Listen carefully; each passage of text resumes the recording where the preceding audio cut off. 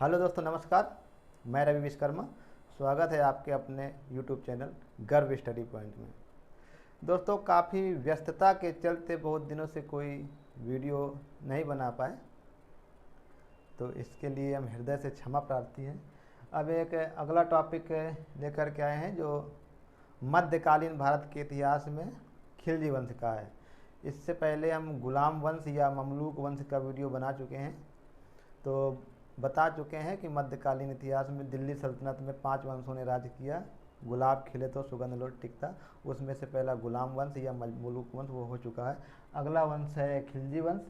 तो खिलजी वंश 1290 से 1320 ईस्वी तक चला।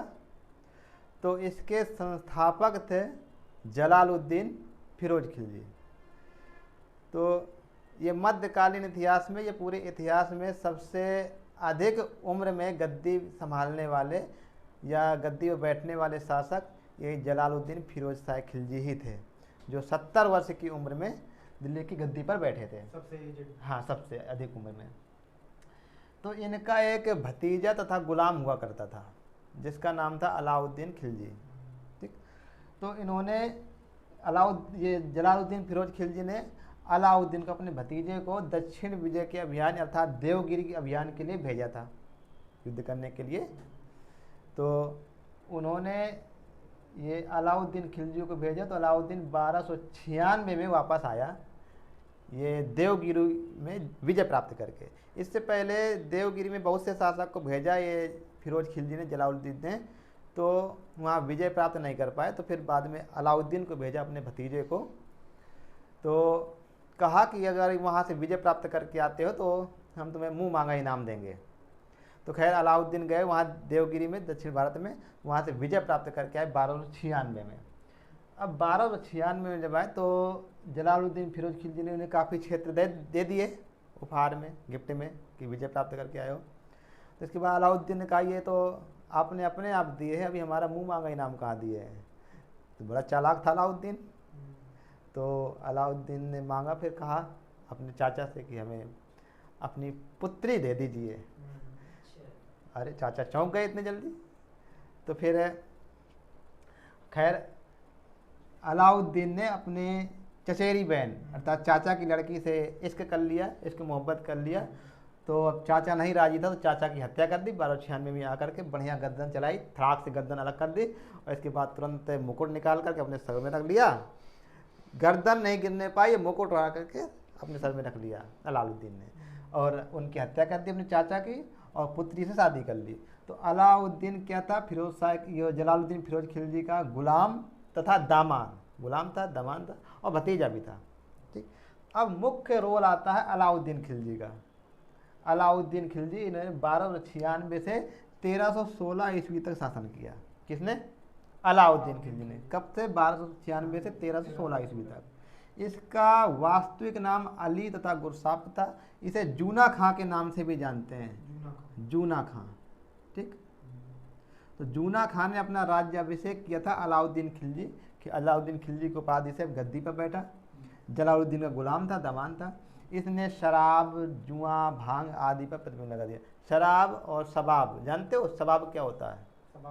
लड़की में चूर रहना। हाँ हाँ, लड़की। शराब का मतलब मदिरा पान करना, और शबाब का मतलब लड़कियों में मस्त रहना, लड़कियों के साथ वो करना।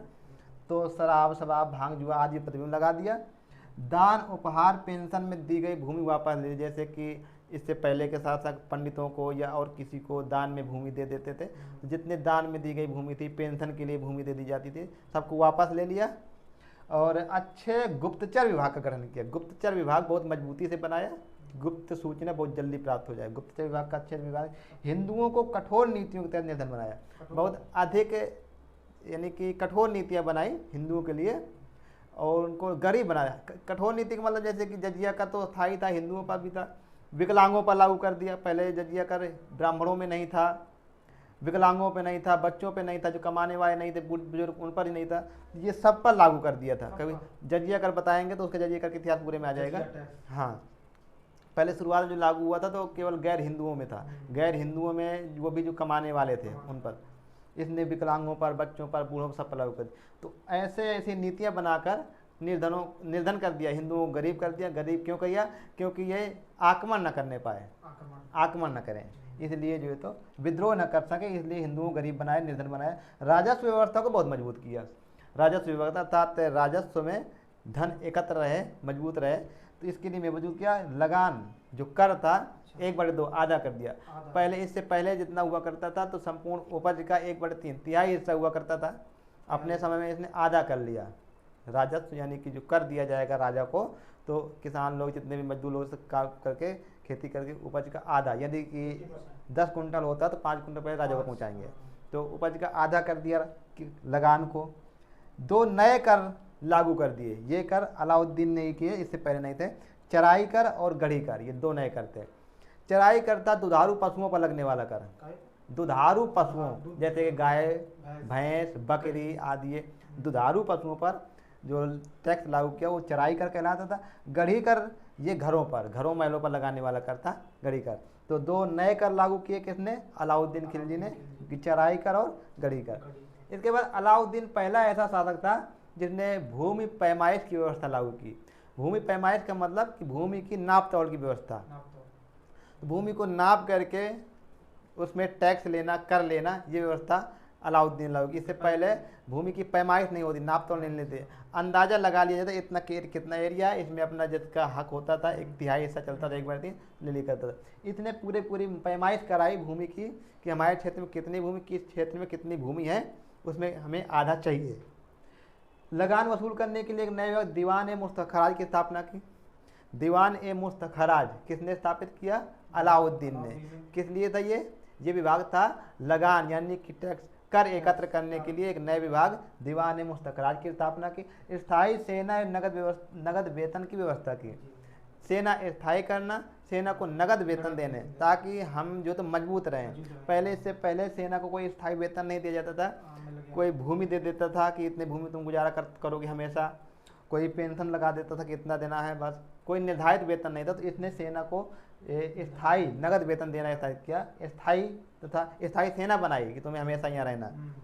सैनिकों का हुलिया लिखने, घोड़ा दागने की पता। हुलिया लिखने में जैसे कि आपके ज़माने पहचान पत्र होता है, अपना कार्ड लेके चलते हैं कि फलाने हैं, फलाने पोस्ट पर है, तो इतने ही व्यवस्था लागू की थी सैनिकों का हुलिया लिखने। अर्थात ये इसका काम क्या है? घुड़सवार है कि हाथी पर सवार होने वाला है, कि तीरंदाज है, कि तलवार चलाने वाला, ये हुलिया लिखने की प्रथा था। घोड़ा दागने प्रथा अलाउद्दीन खिलजी ने शुरू किया। बाजार व्यवस्था को मूल्य व्यवस्था अर्थात दृढ़ता से लागू किया।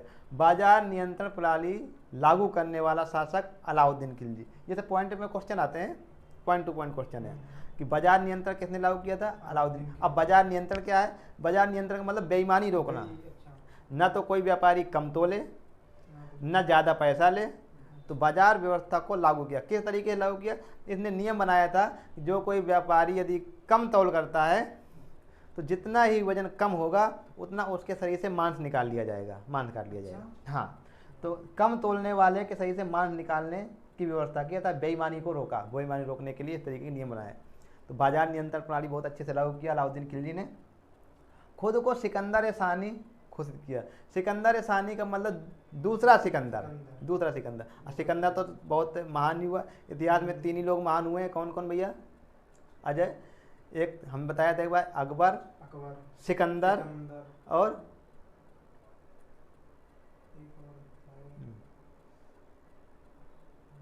अशोक। 3 के अशोक जिसे कोई शोक नहीं।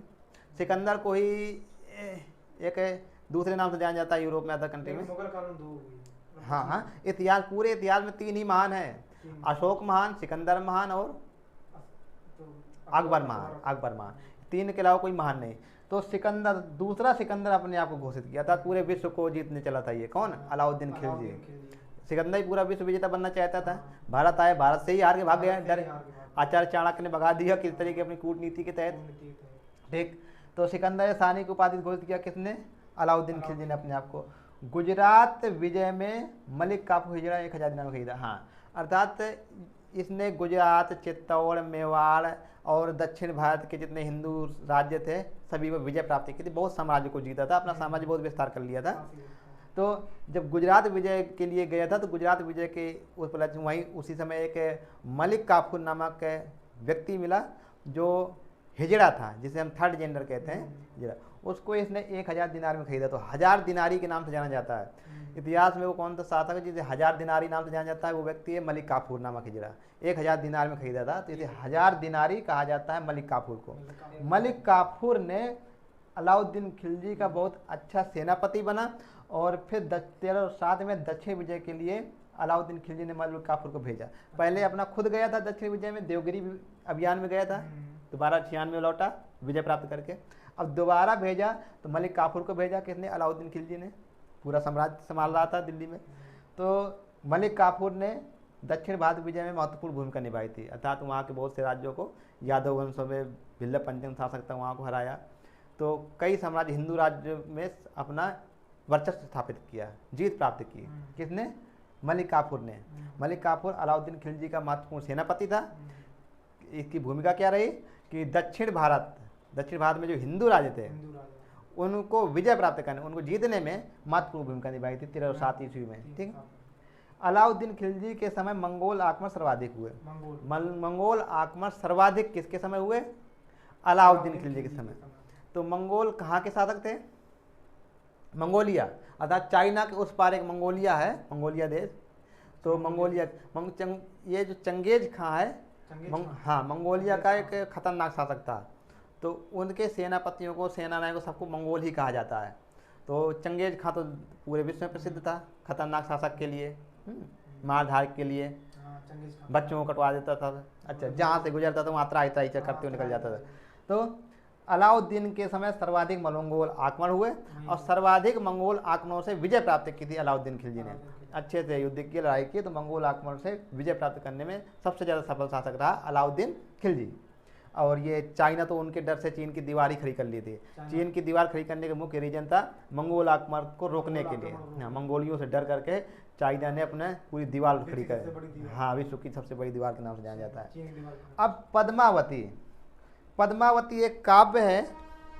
क्या है? काव्य ग्रंथ है। ठीक। पद्मावती, अब इसमें जो मुख्य कहानी, मुख्य चरित्र है वो पद्मिनी और राणा रतन सेन। ठीक। राणा रतन, हाँ, ये चित्तौड़ का शासक था राणा रतन सेन, और पद्मिनी एक श्रीलंका की सिंघल द्वीप की एक राजकुमारी थी। तो राणा रतन सेन पद्मिनी को विवाह करके जीत करके लाए थे। पद्मिनी की सुंदरता को सुना था अलाउद्दीन खिलजी ने, तो उसको पाने के चक्कर में आके चित्तौड़ में आक्रमण किया। राजा रतन सेन को पकड़ के कैद कर किसी तरीके से छल कपट से ले गया था। फिर पद्मिनी ने जौहर कर लिया था। अब जब हम अलाउद्दीन के बारे में बताएंगे और अच्छे से ये पद्मावत के बारे में बताएंगे, तो हाँ, पद्मावत एक महाकाव्य लिखा है मलिक मोहम्मद जायसी ने। मलिक मोहम्मद जायसी, भाई साहब आपको बहुत अच्छे से पता होगा। मलिक मोहम्मद जायसी ने ये 1540 में पद्मावत नामक काव्य की रचना की। किसकी? पद्मावत। तभी से पद्मावती और रतन सेन की चर्चाएं हर जगह फेमस हुई, फैली 1540 की। अच्छा, तो उस समय 1306, 1307, 1316 में मृत्यु हो गई थी। तो ये पद्मावती और रतन सेन का समय 1300 ईस्वी से समय का ही है, 1315-20 के समय का ही है। ठीक है। तो ये पद्मावती को पाने के चक्कर में, पद्मिनी को पाने के चक्कर में चित्तौड़ पर आक्रमण किया था मलिक मोहम्मद जायसी ने, वो सॉरी अलाउद्दीन खिलजी ने। पा नहीं पाया था। हाँ, पा नहीं पाया था। वो कहानी बताएंगे हम, वो कम से कम आधे 1 घंटे की कहानी चलेगी जब सुनाएंगे कहानी। हाँ, बहुत अच्छे से। पद्मावत तो मूवी बनी है। अब इसके बाद अलाउद्दीन खिलजी की मृत्यु हो गई 1320 ईस्वी में। अलाउद्दीन की मृत्यु का हुई 1320 के ये सारे कार्य हैं: राजस्व विभाग को मजबूत करना, सेना को स्थायी बनाना, नगद वेतन शुरू करना, घोड़ों दागना, हुलिया लिखना, ये आदि परंपराएं, बाजार नियंत्रण, ये सारी अच्छी से व्यवस्था लागू की। इसके बाद मुबारक शाह शासक बना। इसका नाम कुतुबुद्दीन मुबारक खिलजी भी था। इसे रंगीला बादशाह नाम से जाना जाता है। 1316 ईस्वी में जब अलाउद्दीन की मृत्यु हो गई तो एक मसूद शाह नामक शासन बना था, एक बहुत कम समय के लिए। ये बना था रंगीला बादशाह नाम से मुबारक शाह, जिसे कुतुबुद्दीन मुबारक खिलजी भी कहा जाता है। ये थोड़ा मंद बुद्धि का था, अर्थात दिमाग से कमज़ोर था। इसे नग्न स्त्री पुरुष की संगत पसंद थी। कभी कभी दरबार में नग्न होकर दौड़ा करता था, हाँ कभी कभी स्त्रियों के वस्त्र का पहन के आ जाता दरबार में। हाँ जी, अजीब शासक हो। हाँ हाँ, मुगल में भी हुआ ऐसा ही। ये यही है मुबारक शाह, जिसे मुबारक खिलजी के नाम से जाना जाता है। इसे रंगीला बादशाह कहा गया है। ठीक है, तो ये अयोग्य शासक ठहराए गए, अयोग्य शासक। इसके बाद नासिरुद्दीन खुसरो शाह बना। ये इसका प्रधानमंत्री ही था खुसरो शाह। इसकी हत्या कर दी 1320 ईस्वी में। मुबारक शाह अर्थात मुबारक खिलजी की हत्या कर दी किसने? खुसरो शाह ने 1320 ईस्वी में, और खुद गद्दी पर बैठ गया। अब कुछ ही समय में खुसरो शाह की हत्या कर दी गयासुद्दीन तुगलक ने। 1320 ईस्वी में गयासुद्दीन तुगलक ने ही किसकी हत्या कर दी? खुसरो शाह की। अब एक नए वंश की स्थापना की, तुगलक वंश। क्या आएगा? हाँ, तुगलक वंश। तुगलक वंश कब आएगा? 1320 ईस्वी में। तो ये रहा खिलजी वंश। खिलजी वंश में मुख्यतः जो तो एक शासक फेमस है अलाउद्दीन खिलजी। टोटल शासक हैं तो 4, जिसने स्थापना की थी 70 साल का बुजुर्ग व्यक्ति जिसका नाम है फिरोज शाह खिलजी या जलालुद्दीन फिरोज खिलजी। उसका भतीजा उसी को मार करके उसकी बेटी से विवाह करके उसकी हत्या कर दी, शासक बन गए अलाउद्दीन खिलजी। अलाउद्दीन खिलजी को क्रूर शासक के रूप में जाना जाता है। इसी प्रकार औरंगजेब को आगे पढ़ेंगे तो भी क्रूर शासक के रूप में जाना जाता है। इसके बाद आया कुछ समय के लिए ये मुबारक खिलजी, जो मुबारक शाह के नाम से, बहुत कम समय के लिए नासिरुद्दीन खिलजी, बस इतना सा खिलजी है। मुबारक खिलजी का भी स्टोरियां हैं। हाँ हाँ, मुबारक खिलजी को इस नाम से जाना रंगीला बादशाह कहा जाता है। ये पता पत्नी कह दें तो मतलब वस्त्र में ऐसे चले थे। हाँ, तो वही तो बताया कि नग्न चला जाता था, कभी कभी दरबार में दौड़ा करता था नग्न होकर के, स्त्रियों के वस्त्र पहन के चला जाता था। इसे कहते हैं कि कहने लगे। हाँ, ये हाँ मूर्ख घृणित का है, मूर्ख के नाम से जाना जाता था, मूर्ख संज्ञा दी थी इसने। तो आज के लिए बस इतना ही। अब मिलते हैं किसी अगले वीडियो में। हाँ, वीडियो अच्छा लगे तो लाइक सब्सक्राइब करना ना भूलिए। जैसे ही टाइम मिलता है तो अब अगले वीडियो में हम मिलते हैं। बहुत बहुत धन्यवाद।